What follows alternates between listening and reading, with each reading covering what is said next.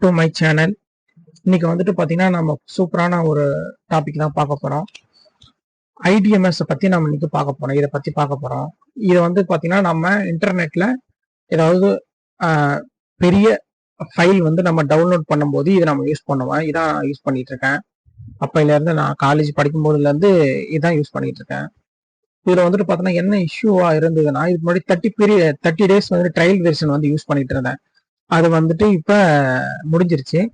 இப்போ நான் அதை பற்றி கூகுளில் சர்ச் பண்ணி பார்த்து இப்போ அந்த ட்ரிக்ஸை வந்து கற்றுக்கிட்டேன். அதனால சரி உங்களுக்கும் ஷேர் பண்ணலாம் அப்படின்னு சொல்லிட்டு இந்த வீடியோ வந்து மேக் பண்ணியிருக்கேன். என்னன்னு பார்த்தீங்கன்னா, இப்போ இது வந்துட்டு இது முன்னாடி எனக்கு வந்து ட்ரையல் பீரியடுன்னு சொல்லிட்டு காமிச்சுன்னு இருந்துச்சு. நான் வந்துட்டு பார்த்தோன்னா கிராக் வெர்ஷன்லாம் போட்டு ட்ரை பண்ணி பார்த்தேன்.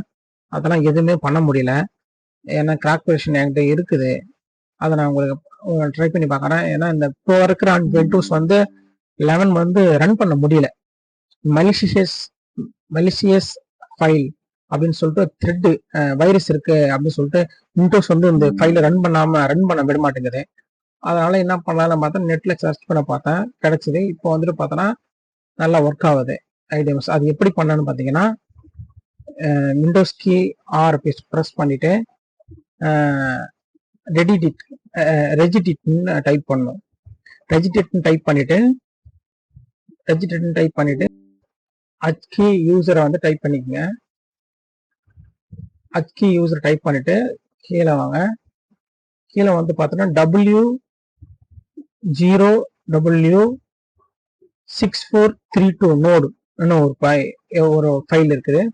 W0W6432 நோடுன்னு ஒரு ஃபைல் இருக்கா. அதுக்குள்ள வந்து பார்த்தீங்கன்னா அதுக்குள்ள CLSID அப்படின்னு ஒரு ஃபைல் இருக்கு. அதை ஓப்பன் பண்ணிக்கணும். இதுதான் கடைசி ஃபைலு. இதுல வந்துட்டு பார்த்தீங்கன்னா இங்க இருக்கு பார்த்தீங்களா, இதுக்கு கீழே வந்துட்டு ஒரு ஃபைல் ஒன்று இருக்கும்.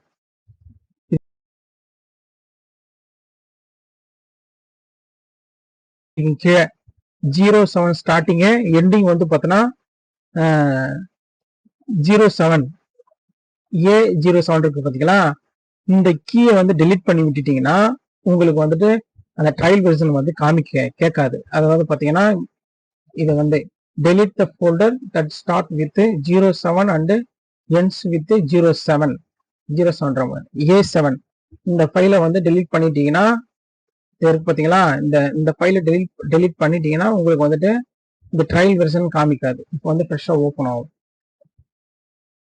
அந்த ஃபைலை டெலிட் பண்ணிட்டீங்கன்னா ஐடிஎம்எஸ் ஓப்பன் பண்ணீங்கன்னா உங்களுக்கு வந்துட்டு ஐடிஎம்எஸ் ஒர்க் ஆக ஆரம்பிச்சிடும். ஏதாவது ஃபைலை வந்து டவுன்லோட் பண்ணிக்கலாம்.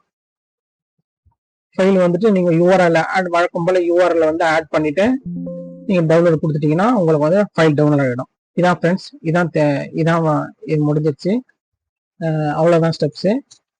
இது வரைக்கும் நம்ம சேனலை சப்ஸ்கிரைப் பண்ணாமல் பார்க்குறவங்க தயவுசெய்து சப்ஸ்கிரைப் பண்ணிக்கோங்க. உங்களுடைய பொன்னான நேரத்திற்கு மிகவும் நன்றி. Thank you guys.